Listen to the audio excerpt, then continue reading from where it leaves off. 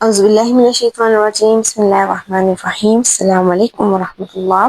جیسے کہ آپ جانتے ہیں کہ ابھی جو ہمارا ٹاپک چل رہا ہے وہ ہے جملہ اسمیہ اور جملہ فعلیہ کو منفی بنانا۔ اور جملہ اسمیہ میں تو ایک ہی جملہ آتا ہے جو مبتدا اور خبر سے مل کر بنتا ہے۔ پھر جملہ فعلیہ میں دو طرح کے جملے آتے ہیں، ایک ماضی اور دوسرا مضارع۔ اگر ہم فعل مضارع کی بات کریں تو ہم نے دیکھا کہ اگر آپ فعل مضارع کے شروع میں لا لگا دیں تو اس میں نفی کا مفہوم پیدا ہو جاتا ہے۔ اس کے مزید ہم نے کچھ اور نہیں سیکھا۔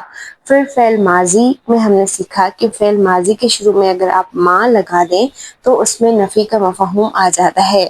مثلا اگر میں کہتی ہوں کہ قرأت، میں نے پڑھا، الکتاب، کتاب، تو میں کہوں گی ما قرأت الکتاب، میں نے کتاب نہیں پڑھا۔ اس میں کوئی بھی جملے میں تبدیلی نہیں آئی، بس ما کی وجہ سے نفی کا مفہوم آ گیا، یعنی اعراب کے حوالے سے یا چینجنگ کے حوالے سے جملے میں کوئی تبدیلی نہیں آئی۔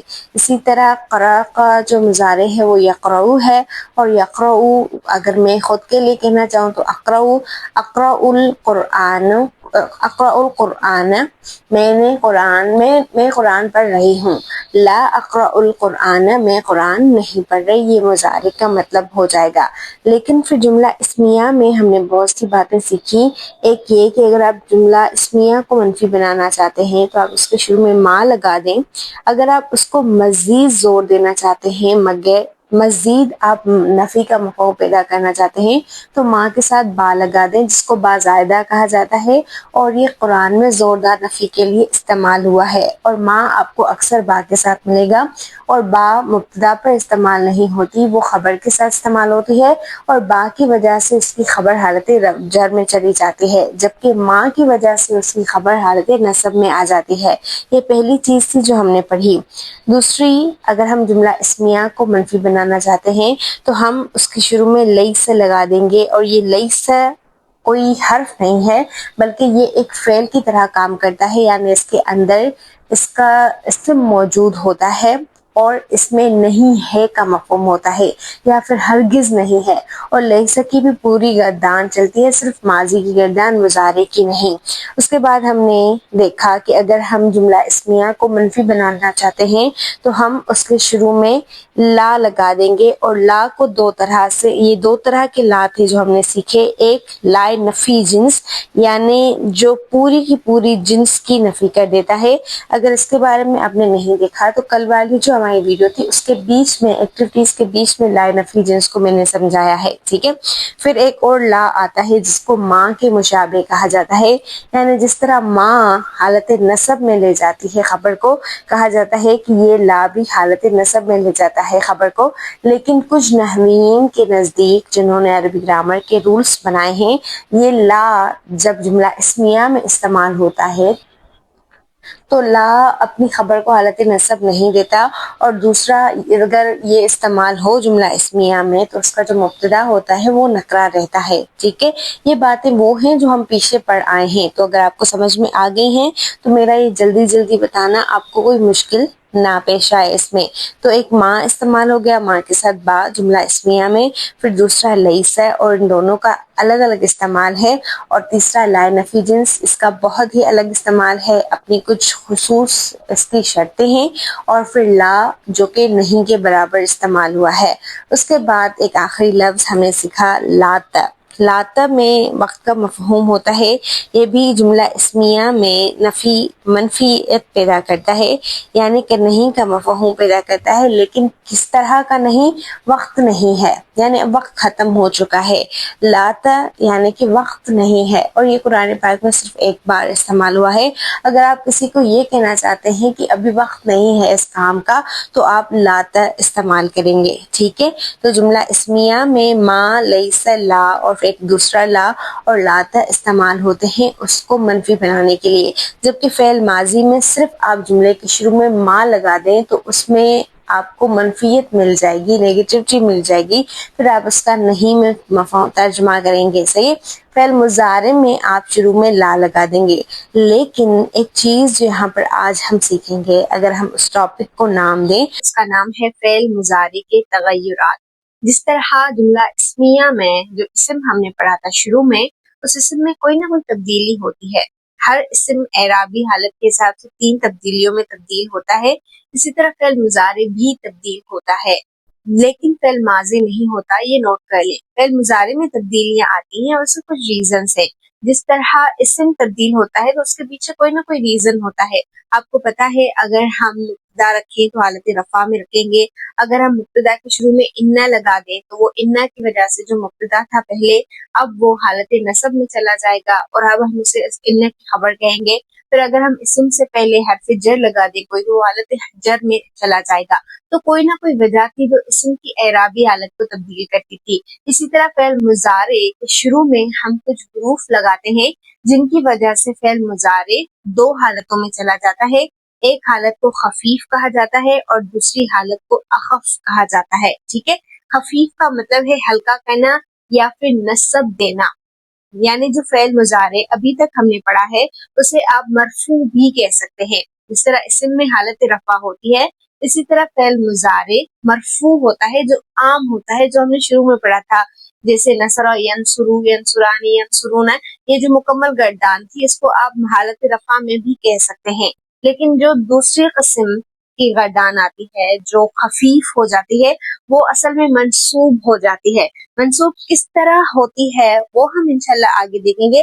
अभी फिलहाल ये समझें कि फ़िल मुज़ारे में जो तब्दीलियां आती हैं, पहली तब्दीली का नाम खफीफ है, यानी कि फ़िल मुज़ारे को मंसूब करना। फ़िल मुज़ारे के आखिर में जो पेश आती है ना, जैसे यंसुरू रा पेश रू, तो वो पेश जबर में बदल जाती है यंसुरा। ठीक है, फिर अखफ का मतलब है हल्का करना। इसका मतलब आप ऐसे भी कह सकते हैं, यानी ज्यादा हल्का करना। और ज्यादा हल्के करने से मुराद क्या है कि इसके आखिर में सुकून या जज़म की अलामत आ जाती है।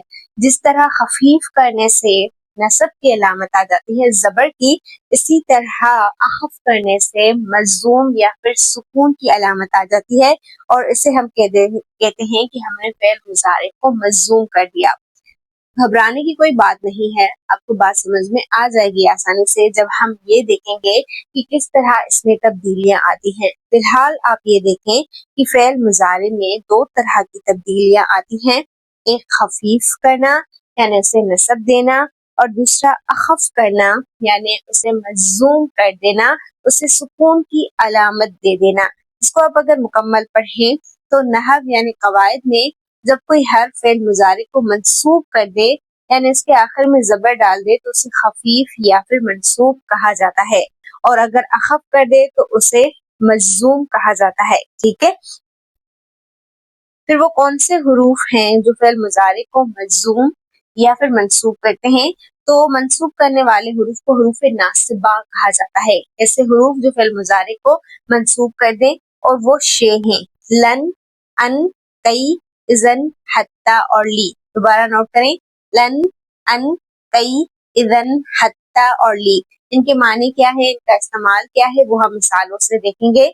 फिर हुरूफ जाज़मा उन हुरूफ को कहा जाता है जो फ़िल मुज़ारे को सुकून की अलामत दे देते हैं या जज़म की अलामत दे देते हैं या उसे अखफ कर देते हैं, और ये 4 हैं लम, लम्मा, इन और ली। लम, लम्मा, इन और ली। सही है, तो इनको भी हम मिसालों से देखेंगे। फिलहाल अभी हम चलते हैं इस बात को समझने की तरफ कि जब फ़िल मुज़ारे खफीफ होता है तो कौन सी चेंजिंग्स लेता है, और जब अखफ होता है तो कौन सी चेंजिंग्स उसके अंदर आती हैं। देखिए, यहाँ पर हमारे पास मुकम्मल फ़िल मुज़ारे की गर्दान है और खफीफ भी की गई है, जो अखफ भी की गई है यानी नसब भी दी गई है और जज़म भी दी गई है। मसलन यहाँ पर हमारे पास पहली मिसाल है यक्तुबु। यक्तुबु यानी कि वो लिखता है या वो लिखेगा। ये यहाँ पर मुज़क्कर, मोनस, वाहिद, तस्निया, जमा मुकम्मल गर्दान है।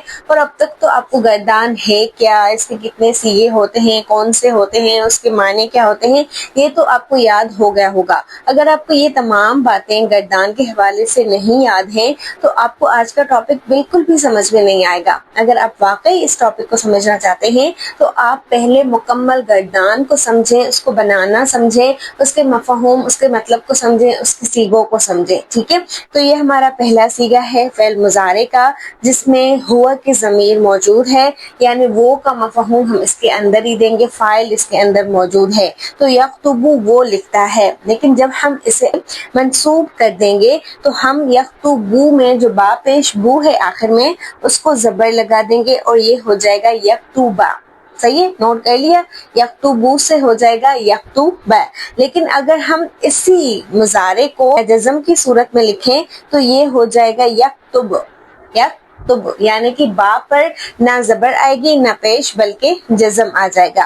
پھر یکتبانی دو لوگوں کے لیے آتا ہے یکتبانی، تو یہاں پر یکتبانی میں جو نون ہے اس کو گرا دیا جائے گا اور یہ ہو جائے گا یکتبا، یکتبا. پھر یہاں پر بھی یہ مجزوم نہیں ہوتا بلکہ تثنیہ میں جزم نہیں آتی، اس میں کیا ہوتا ہے، نون کو گرا دیا جاتا ہے. دونوں صورتوں میں، اخف کرنے کی صورت میں بھی اور خفیف کرنے کی صورت میں بھی ہم مثنیٰ کا جو نون ہے اس کو گرا دیتے ہیں، تو یکتبانی سے ہو جائے گا یکتبا. پھر یکتبون جو مذکر کا صیغہ ہے اور جمع مذکر کا ہے، جس کا مطلب ہے وہ سب لکھتے ہیں، یہ ہو جائے گا یکتبو. اور یکتبو یہ ہو جائے گا خفیف کی صورت میں بھی، اخف کی صورت میں بھی، اور یکتبو، یکتبو یعنی اس کا نون پورا گرا دیا جائے گا. اسی طرح تکتبو آخر میں پیش آ گئی، اس کے آخر میں نون نہیں ہے تو یہاں پر پھر ہم تکتبہ زبر لگا دیں گے اور یہاں پر تکتبو ہم جزم لگا دیں گے. ٹھیک ہے، پھر اگر یہاں پر آ رہا ہے ہمارے پاس مثنیٰ کا صیغہ تکتبانی دو لڑکیوں کے لیے یا مونس کے لیے، تو تکتبا، پھر تکتبا یعنی کہ نون کو حذف کر دیا جائے گا، نون کو گرا دیا جائے گا. اور یہ کیوں ہوگا؟ کیونکہ ان کے شروع میں کچھ ایسے حروف آئیں گے یا خفیف کریں جو ان کو یا تو اخف کریں گے، وہ بھی ہم انشاءاللہ آج ہی سمجھیں گے. فی الحال کے لیے یہ دیکھیں کہ گردان میں کون کون سی تبدیلیاں آتی ہیں. پھر اسی طرح یکتبنا، یکتبنا، اب اس میں کوئی بھی تبدیلی نہیں ہوگی. یکتبنا یہ چھٹا صیغہ ہے اور یہاں پر بھی یہ یکتبنا چھٹا صیغہ ہے، یعنی ایز اٹ از ایسے ہی رہے گا، اس میں کوئی بھی تبدیلی نہیں آتی. کس کس میں تبدیلی نہیں آئے گی؟ نمبر 1 جمع مونس، پھر وہ حاضر ہو یا غائب ہو اس میں تبدیلی نہیں آئے گی. نوٹ کر لیں، جمع مونس کا صیغہ پھر چاہے وہ حاضر کے لیے ہو یا غائب کے لیے، یعنی وہ سب عورتیں لکھتی ہیں یا تم سب عورتیں لکھتی ہو، اس میں کوئی تبدیلی نہیں آئے گی. نہ خفیف کی صورت میں آئے گی نہ اخف کی صورت میں آئے گی. پھر آگے اگر ہم چلیں تو آگے ہمارے پاس لفظ ہے تکتبو، یعنی کہ حاضر کے لیے، تمہارے، تم ایک کے لیے، تو پھر یہ تکتبو سے ہو جائے گا تکتبہ اور تکتب. صحیح ہے، اسی طرح پھر تکتبانی مثنیٰ کا صیغہ ہے تو نون کو گرا دیں گے، تکتبا، تکتبا. پھر تکتبون یہ جمع کا صیغہ ہے اور مذکر کے لیے ہے تکتبون، تو مذکر کے صیغے میں بھی آخر میں ہم نون کو گرا دیں گے تو یہ تکتبون سے تکتبو ہو جائے گا، یہاں بھی تکتبون سے تکتبو ہو جائے گا، یعنی نون کو ہم دونوں صورتوں میں گرا دیں گے. پھر تکتبینا، تکتبینا یہاں بھی نون گرا دیا جائے گا، بینا میں جو آخری نون ہے اس کو ختم کر کے تکتبی ہو جائے گا اور یہاں پر بھی تکتبی ہو جائے گا. اور یہ کس کا صیغہ ہے تکتبینا؟ یہ واحد مونس کا صیغہ ہے حاضر کے لیے. صحیح ہے، یہ واحد مونس حاضر غیر حاضر یہ کیا ہے یہ ہم سمجھ چکے ہیں. آج کا ہمارا ٹاپک گردان سمجھنا نہیں ہے بلکہ اس گردان میں جو تبدیلیاں آتی ہیں وہ ایک تو کیوں آتی ہیں اور کون سی آتی ہیں یہ سمجھنا ہے. پھر تکتبانی یہ مثنیٰ کا صیغہ ہے تو تکتبا، تکتبا دونوں صورتوں میں. تکتبنا یہ ہے ہمارا جمع مونس کا صیغہ جس میں کوئی بھی تبدیلی نہیں آتی، تو اس کو ہم کراس لگا دیں گے کہ اس میں کوئی بھی تبدیلی نہیں آئے گی. یہ تکتبنا یہاں پر بھی ایسے ہی ہے، یہ منصوب کی صورت میں بھی ایسے ہی ہے اور یہ اخف کی صورت میں بھی ایسے ہی ہے. پھر اکتبو حاضر کا صیغہ ہے، یعنی میں لکھتی ہوں یا میں لکھوں گی، یہ اکتبو سے ہو جائے گا اکتبہ اور اکتب. پھر نکتبو جو ہم سب کے لیے جمع کے لیے ہے، یہ نکتبو سے ہو جائے گا نکتبہ اور نکتبو. یہاں پر اگر ہم خلاصہ رکھیں تو پوری گردان میں جو مثنیٰ کے صیغے ہیں ان کا نون گر جائے گا، اور جو جمع مذکر کے صیغے ہیں پھر حاضر کے لیے یا غیر حاضر کے لیے ان دونوں کا نون گر جائے گا صیغے میں سے. باقی جو جمع مونس ہیں ان میں کوئی تبدیلی نہیں آئے گی، اور واحد مونس ہے جو حاضر کے لیے ہے یعنی تکتبین، اس کا بھی نون گرا دیا جائے گا. باقی جو ایک طرح کے ایک پیٹرن کے ہیں جن کے آخر میں پیش آتا ہے، جیسے یکتبو، تکتبو، اکتبو، نکتبو، یہ تمام ان کا جو پیش ہے وہ خفیف ہونے کی صورت میں زبر آ جائے گی اور اخف ہونے کی صورت میں جزم آ جائے گی. صحیح ہے؟ تو یہ ہمارا پوری گردان میں تبدیلی ہو گئی. اب ہم دیکھتے ہیں کہ یہ تبدیلیاں آتی کیوں ہیں. سب سے پہلے سمجھیں، ہمارے پاس پہلا حرف ہے لن. اس کو اگر آپ نوٹ کریں تو آپ کو بات سمجھ میں آ جائے گی کہ یہ ایک تو فعل مضارع کے شروع میں آتا ہے، اور دوسرا یہ فعل مضارع میں 3 طرح کی تبدیلیاں کرتا ہے. وہ تبدیلیاں کیا ہیں ان کو نوٹ کر لیں. پہلا، یہ فعل مضارع کے جو معنی ہیں وہ خاص مستقبل میں کر دیتا ہے. یعنی ہم جب فعل مضارع کے معنی حرف لن کے ساتھ کریں گے تو پھر ہم حال میں ترجمہ نہیں کریں گے. ویسے اگر ہم کہیں یکتبو تو وہ لکھتا ہے یا لکھے گا یا پھر لکھ رہا ہے، ٹھیک ہے. لیکن جب لن کے ساتھ ہم فعل مضارع کا ترجمہ کریں گے تو اس کے معنی خاص مستقبل کے لیے ہو جائیں گے. اور دوسرا، یہ اس میں زوردار نفی پیدا کرے گا. یعنی خاص مستقبل میں یہ کام کروں گی تو صحیح، لیکن ہرگز نہیں کروں گی، یا یہ آگے چل کر یہ کام ہرگز نہیں کرے گا. اس میں نہیں کا مفہوم ہوگا، اور وہ بھی ایسی ویسی نہیں بلکہ زوردار نفی. اور تیسرا، یہ فعل مضارع کو منسوب کر دے گا. یعنی جسے آپ اخف بھی کہہ سکتے ہیں کہ یہ فعل مضارع کو اخف کر دے گا، اس کو زبر دے دے گا. مثلا ہم مثال دیکھتے ہیں، ینجح الکاذب. اگر ہم لن کے بغیر دیکھیں تو ہم کیا کہیں گے؟ ینجحو، یعنی کہ وہ نجات پائے گا، وہ نجات پا رہا ہے، وہ نجات پائے گا، وہ کامیاب ہو رہا ہے یا وہ کامیاب ہو جائے گا. ینجح الکاذب یعنی جھوٹا کامیاب ہو جائے گا یا جھوٹا کامیاب ہو رہا ہے. لیکن اگر ہم یہاں پر لن لگا دیں تو پہلا کیا ہے، یہ ینجحو سے ینجح بن جائے گا، یعنی ہم اس کو منسوب کر دیں گے، زبر دے دیں گے. اور دوسرا، اس میں زوردار نفی ہوگی. اور تیسرا، مستقبل میں لن ینجح الکاذب یعنی جھوٹا کبھی کامیاب نہیں ہوگا، جھوٹا ہرگز کامیاب نہیں ہوگا، جھوٹا کامیاب ہوگا ہی نہیں. اس میں آپ زوردار نفی کسی بھی طرح سے داخل کر سکتے ہیں، یعنی نفی تو ہو لیکن اس میں زور بھی ہو. تو لن ینجح الکاذب یعنی جھوٹا ہرگز کامیاب نہیں ہوگا.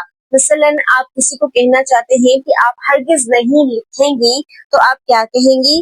لن، پہلے لن لگا دیں گی، پھر میں لکھتی ہوں یا میں لکھ رہی ہوں تو اکتبو، لیکن یہ لن کی وجہ سے اکتوبہ ہو جائے گا. لن اکتوبہ، میں ہرگز نہیں لکھوں گی، اور یہ لکھ رہی ہوں نہیں بلکہ لکھوں گی، مستقبل میں ہم اس کے معنی کر دیں گے. تو پہلا حرف ہے لن جو فعل مضارع کے شروع میں آتا ہے اور اسے منسوب کر دیتا ہے، ساتھ ہی ساتھ مستقبل کے لیے اس کے معنی خاص ہو جاتے ہیں اور اس جملے میں زوردار نفی کا مفہوم بھی پیدا ہو جاتا ہے. پھر اگر ہم دیکھیں تو ہمارے پاس دوسرا حرف ہے ان جو فعل مضارع کے شروع میں آتا ہے، اور پہلی چیز وہ اس کو منسوب کر دیتا ہے، دوسری چیز وہ اس معنی کو مصدر میں لے جاتا ہے. یعنی عام طور پر ہم فعل مضارع کا ترجمہ یا تو حال میں کرتے ہیں یا تو مستقبل میں کرتے ہیں، لیکن ان کے آ جانے کے بعد، حرف ان کے آ جانے کے بعد ہم فعل مضارع کا ترجمہ نہ تو حال میں کریں گے اور نہ ہی مستقبل میں کریں گے بلکہ مصدر میں لے جائیں گے. اب مصدر کس بلا کا نام ہے؟ یہ ہم فعل شروع ہونے سے پہلے یا فعل والے لیکچر میں دیکھ آئے ہیں کہ مصدر اصل میں کام کے نام کو کہتے ہیں. ہر کام کا کوئی نہ کوئی اپنا نام ہوتا ہے.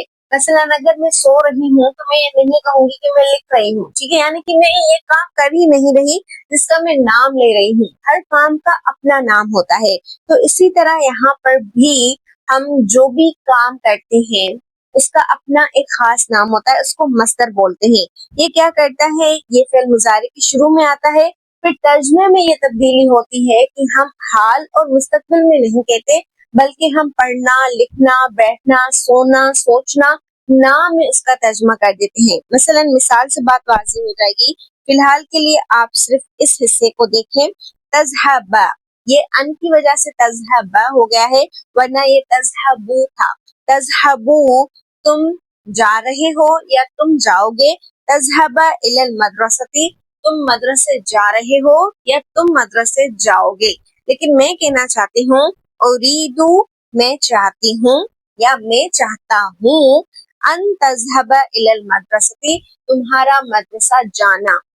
میں تمہارا مدرسہ جانا چاہتا ہوں، یعنی میں چاہتا ہوں تم مدرسے جاؤ. اس کو ہم جانا کہ اس کے آخر میں جانا آئے یہ بھی ہو سکتا ہے، یا جاؤ یہ بھی ہو سکتا ہے. یعنی میں چاہتی ہوں کہ تم مدرسے جاؤ. یا جسے ہم کہتے ہیں نا میں لکھنا چاہتی ہوں، تو یہ لکھنا اصل میں کیا ہے؟ یہ مصدر ہے. ہم مصدر کو اپنے جملوں میں استعمال کرتے ہیں. تو اگر ہم عربی زبان میں کسی مصدر کو جملے میں استعمال کرنا چاہتے ہیں تو ہم اس کے شروع میں ان لگا دیں گے. یعنی فعل مضارع کے شروع میں اگر آپ ان لگا دیں تو اس کا معنی مصدر میں ہو جائے گا. تو یہاں پر دو ٹرمز ہیں آپ کے لیے، ایک ہے مصدر معول اور دوسرا ہے مصدر صریح. ٹھیک ہے، ہو سکتا ہے آگے چل کر آپ کو اس میں تھوڑی مشکل ہو، اس لیے میں ایکسپلین کر دیتی ہوں.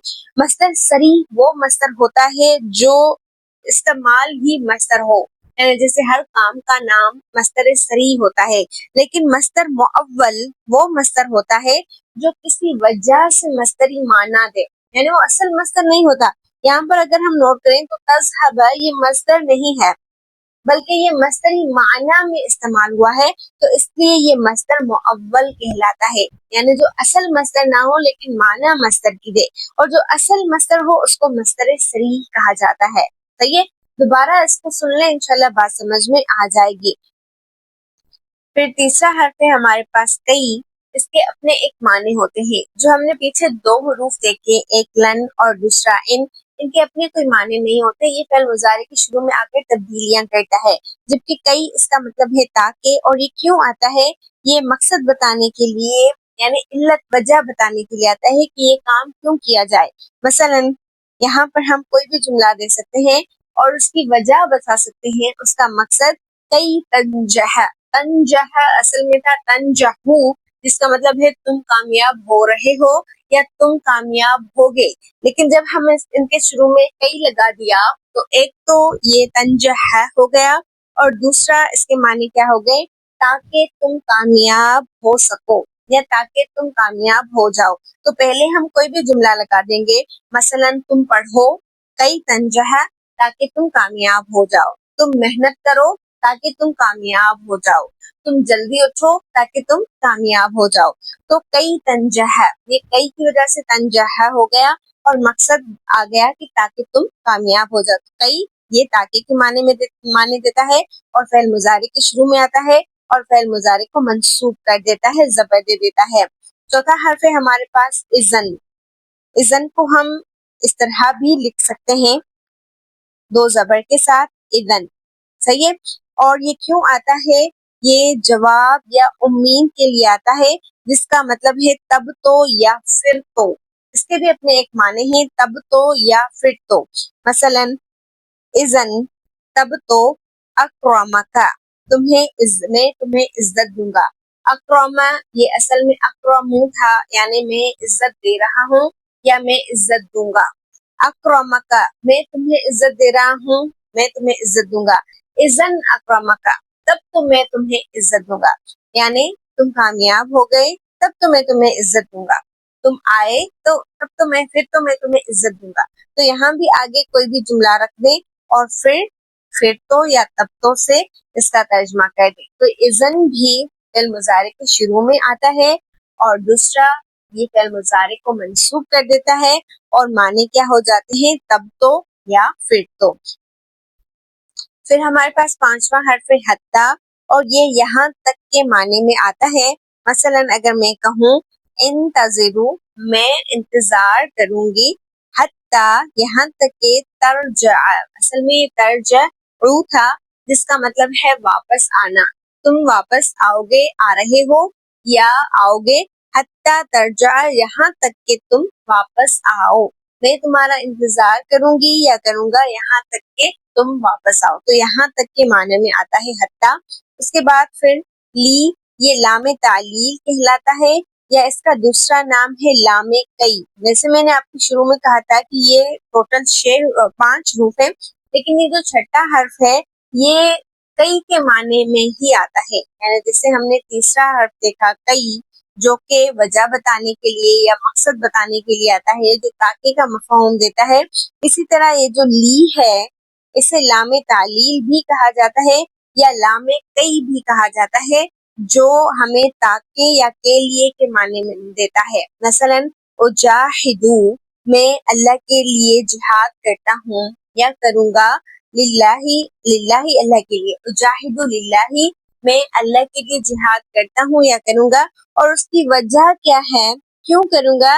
لِأُرْضِيَهُ، تاکہ وہ مجھ سے راضی ہو جائے، تاکہ اللہ مجھ سے راضی ہو جائے. تو یہ مجھ سے راضی ہو جائے تاکہ، یعنی یہ مقصد، یہ وجہ، تو یہ اصل میں لی ہے، لام کئی ہے. صحیح ہے، تو یہ لام کئی ہے جو وجہ بتانے کے لیے آتا ہے، مقصد بتانے کے لیے آتا ہے. یہ ہمارے 6 حروف ہو گئے جو فعل مضارع کے شروع میں آ کر اسے منصوب کر دیتے ہیں یا اسے زبر دیتے ہیں یا اسے اخف کر دیتے ہیں. اب ہم چلتے ہیں ان حروف کی طرف جو فعل مضارع کے شروع میں آتے ہیں اور انہیں خفیف کر دیتے ہیں، یعنی جزم دے دیتے ہیں. مثلا پہلا حرف ہے ہمارے پاس لم، یہ ماضی کے لیے آتا ہے. جیسے ہم نے دیکھا تھا پہلا حرف لن، جو اصل میں مستقبل کے میں معنی خاص کر دیتا ہے، لیکن یہ فعل مضارع کے شروع میں آ کر معنی کو ماضی میں لے جاتا ہے، مستقبل میں یا حال میں نہیں بلکہ ماضی میں. اور دوسری تبدیلی یہ ہوتی ہے کہ یہ زوردار نفی پیدا کرتا ہے، معنی کو خاص ماضی میں اور زوردار نفی. اور تیسرا، یہ اپنے بعد میں آنے والا جو فعل ہے فعل مضارع، اس کو جزم دے دیتا ہے، اس کو خفیف بنا دیتا ہے. جیسے یذهبو، یعنی یذهبو کا مطلب کیا ہے؟ تم. جیسے یذهبو یعنی وہ جا رہا ہے یا وہ جائے گا. یذهب زیدن، زید جا رہا ہے یا زید جائے گا. لم یذهب زیدن، زید گیا ہی نہیں. زید گیا، یہاں پر ہی بھی ہم کریں گے، زید گیا ہی نہیں. تو یہ گیا ہی نہیں یعنی گیا تو ایک ماضی ہو گیا، ہی نہیں یہ زوردار نفی ہو گئی. اور یذهب یہ مجزوم کیوں ہو گیا؟ کیونکہ اس سے پہلے لم آ گیا. تو لم یذهب زیدن، زید گیا ہی نہیں، یہ ہماری تبدیلی ہو گئی. پھر دوسرا حرف ہے ہمارے پاس لما، اور یہ ٹوٹل 4 ہیں. لما یہ ابھی تک نہیں کے مفہوم کے لیے آتا ہے، یعنی اس کا اپنا ایک مطلب ہے جس کا مطلب ہے ابھی تک نہیں. جیسے یخرجو، وہ نکلتا ہے یا وہ نکلے گا. یخرج طالب، طالب علم نکلتا ہے یا نکلے گا. لما یخرج، یہاں پر اب یخرجو سے یخرج ہو جائے گا، اور اب طالب، لما یخرج طالب، طالب علم. اچھا، اس جیم کو ملانے کے لیے نا پھر ہم اس کے اوپر، اس کے نیچے زیر لگا دیں گے. تو لما یخرج طالب، ویسے یہ جیم پر زیر نہیں ہے، جزم ہے، لیکن ملانے کے لیے ہم نے اس کو زیر دے دی ہے. تو لما یخرج طالب، طالب علم ابھی تک نہیں نکلا، ابھی تک نہیں. صحیح ہے. پھر تیسرا حرف ہے ہمارے پاس ان، اور یہ ان شرطیہ کہلاتا ہے. پہلے ہم نے ان پڑھا تھا جو ان مصدریہ کہلاتا ہے. یہ حرف ان ہے اور یہ شرط کا مفہوم دیتا ہے. مثلا جیسے ان تدرس، اگر تم پڑھو گے. دراصل یدرسو سے یہ تدرسو، تدرسو یعنی تم پڑھ رہے ہو یا تم پڑھو گے. لیکن ان تدرس، اگر تم پڑھو گے، تدرس اس کے سین پر جزم آ گئی. ان تدرس، اگر تم پڑھو گے، تنجح تو تم کامیاب ہو جاؤ گے. صحیح ہے. تو یہ ان کیا کرتا ہے؟ یہ ان فعل مضارع کے شروع میں آ کر شرط کا مفہوم پیدا کرتا ہے اور بعد میں آنے والا جو فعل مضارع ہے اس کو مجزوم کر دیتا ہے یا اس کو خفیف بنا دیتا ہے یا اس کو حالت سکون دے دیتا ہے. یہ جو ان شرطیہ ہے یہ قرآن پاک میں بہت استعمال ہوا ہے. ہم انشاءاللہ کبھی اس کو ڈیٹیل میں بھی ضرور دیکھیں گے. اب ہمارے پاس آخری حرف ہے لی. پہلے بھی ہم نے ایک لام پڑھا جو فعل مضارع کے شروع میں آ کر اس کو اخف کر دیتا ہے. اب یہ دوسرا لام ہے، یہ فعل مضارع کے شروع میں آ کر اس کو خفیف کر دیتا ہے، اور دونوں میں کوئی فرق نہیں ہے. معنی میں فرق یہ ہے کہ وہ لام کئی تھا جو وجہ بتانے کے لیے آیا، اسے لام امر کہتے ہیں، یہ حکم دینے کے لیے آتا ہے یا یہ چاہیے کا مفہوم پیدا کرتا ہے۔ دوبارہ نوٹ کریں کہ یہ لام ایک تو یا تو حکم دینے کے لیے آتا ہے، دوسرا یہ چاہیے کا مفہوم پیدا کرتا ہے۔ مثلا میں کہنا چاہتی ہوں یکتبو، وہ لکھ رہا ہے یا لکھے گا، یکتب الطالب، طالب علم لکھ رہا ہے یا لکھے گا، لی یکتب طالب، طالب علم لکھے، طالب علم لکھے یعنی چاہنا، ایک چاہ ہو ہے اس میں کہ ہم چاہتے ہیں کہ طالب علم لکھے۔ ویسے ہم چاہتے ہیں یہاں پر عربی نہیں ہے، لیکن اس کے اندر مفہوم موجود ہے چاہنے کا کہ طالب علم لکھے۔ تو یہ لی اور لی، ان دونوں میں کیا فرق ہے، ان دونوں کو ہم کیسے پہچانیں گے، یہ ہم انشاءاللہ کل ڈیٹیل سے دیکھیں گے۔ باقی ابھی کے لیے بس اتنا سمجھے کہ آج ہم نے فعل مضارع کے تغیرات، اس کی تبدیلیوں کو سمجھا، اور وہ تبدیلیاں دو طرح سے تھی، اور ان تبدیلیوں کے پیچھے وجہ تھی، اور وہ وجہ کچھ حروف تھے۔ مضارع کے شروع میں اگر 6 حروف آ جائیں تو وہ فعل مضارع کو منصوب کر دیتے ہیں، اور 4 اگر حروف آ جائیں جو ہم نے پڑھے تو وہ فعل مضارع کو مجزوم کر دیتے ہیں، یعنی اسے حالت سکون دے دیتے ہیں۔ کل ہم انشاءاللہ انہی کے ساتھ مزید مثالوں کے ساتھ ایکٹیویٹیز کے ساتھ ملیں گے اسی ٹاپک میں۔ السلام علیکم۔